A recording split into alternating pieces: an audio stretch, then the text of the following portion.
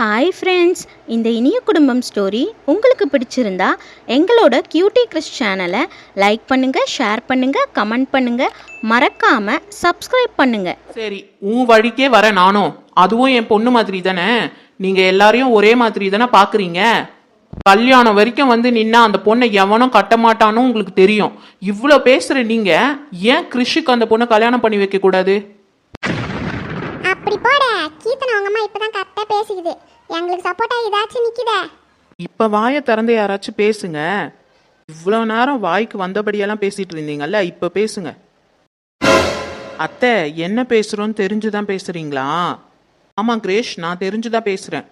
அப்படி என்ன, உங்கள் அத்தை பொண்ணு வாழ்க்கையோட உனக்கு உன் வாழ்க்கை தான் முக்கியம்னு நினைக்கிறியா? இல்லை யார் எக்கேடு கேட்டு போனால் நமக்கு என்ன, நம்ம சந்தோஷமா இருந்தால் போதும்னு நினைக்கிறியா? இங்க பாருங்க அத்தை, நீங்க சொல்றதுல ஒரு விஷயமும் கரெக்ட் கிடையாது. அந்த பொண்ணுக்கு கல்யாணம் நின்று போனதுல கிறிஷ் என்ன பண்ணுவான்? அவனை போய் கல்யாணம் பண்ணிக்க சொல்றீங்க. அப்ப அவனை நம்பி ஒரு பொண்ணு இருக்காளே, அவளை என்ன பண்றது?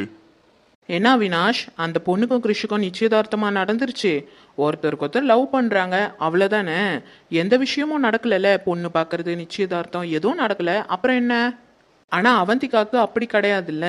கல்யாணம் வரைக்கும் வந்து நின்றுச்சு. இனிமே மாப்பிள்ளை கிடைக்கிறதே கஷ்டம். என்ன பண்ண போறீங்க? தான் கரெக்டான டைம். நம்ம வேலையை ஸ்டார்ட் பண்ற வேண்டியதான். ஐயோ, இவங்க சொல்றதெல்லாம் உண்மைதான். என் பொண்ணுக்கு என்ன நடக்கும்னே தெரியலையே. அவள்தான் அவங்க சொன்ன மாதிரி என் பொண்ணு வாழ்க்கையே போச்சு. ஐயோ ராஜி ராஜி அழுவாதம்மா, எழுந்துரு. நாங்கெல்லாம் அப்படி விட்டுற மாட்டோம். நாங்க எல்லாம் உனக்கு துணையா இருப்போம்.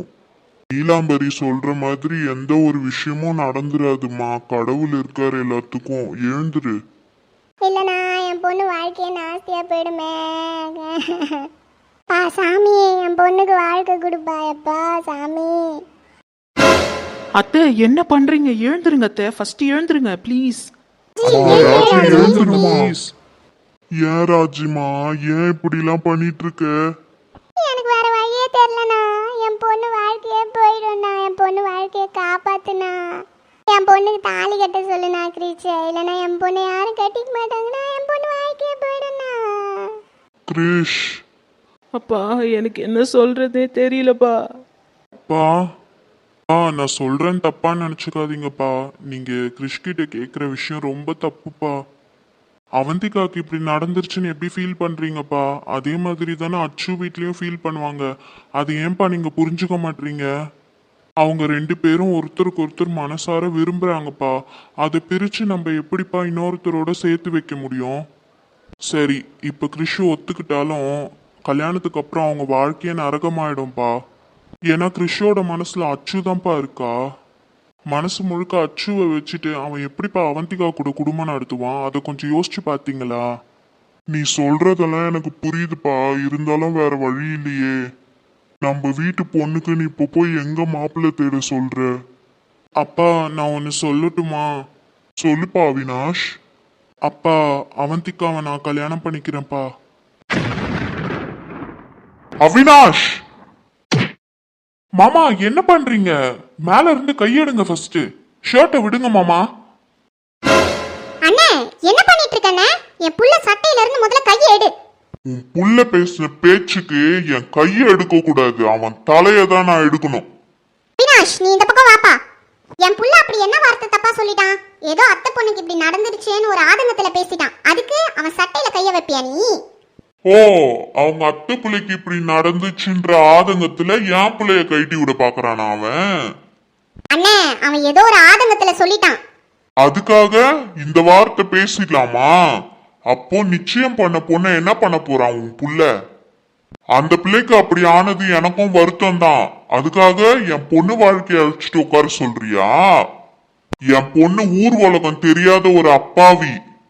ஓ, உங்க பொண்ணு ஊர் உலகம் தெரியாத அப்பாவி. இத நாங்க நம்பணும்.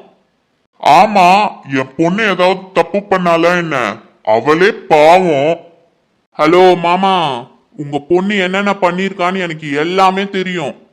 இத்தனை பேருக்கு நடுவுல அந்த பொண்ணை அசிங்கப்படுத்த வேணாம் நான் பாக்குறேன். நடந்ததெல்லாம் நான் சொன்னேன்னு வச்சுக்கோங்க, எங்க வீட்லயே இந்த கல்யாணத்தை நிறுத்திட்டு போயிட்டே இருப்பாங்க.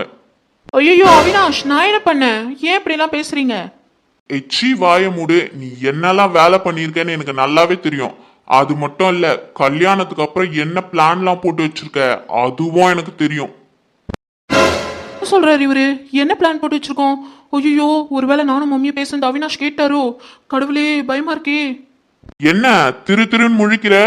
எல்லாரும் எதிர்க்கும் சொல்லட்டுமா? ஏய் அவினாஷ், என்ன மிரட்டுற? நானும் பொறுமையா போய்கிட்டே இருக்கேன், என்ன ஆளாளுக்கு மிரட்டுறீங்க? என்ன அவினாஷ், உங்க அப்பா அம்மா இருக்காங்கன்ற தைரியத்துல பேசுறியா?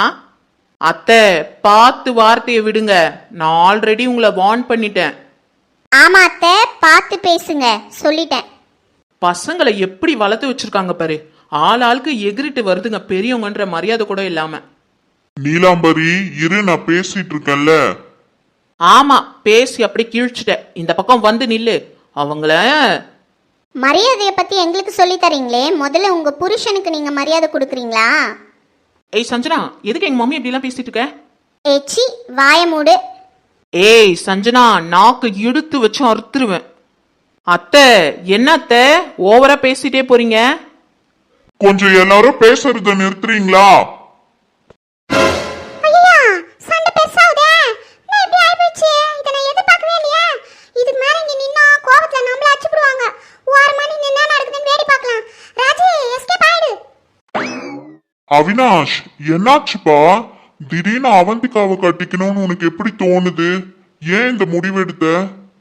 நீ அவந்திகா மேல உள்ள பாசத்தினால இதெல்லாம் செய்யறேன்னு எனக்கு புரியுதுப்பா.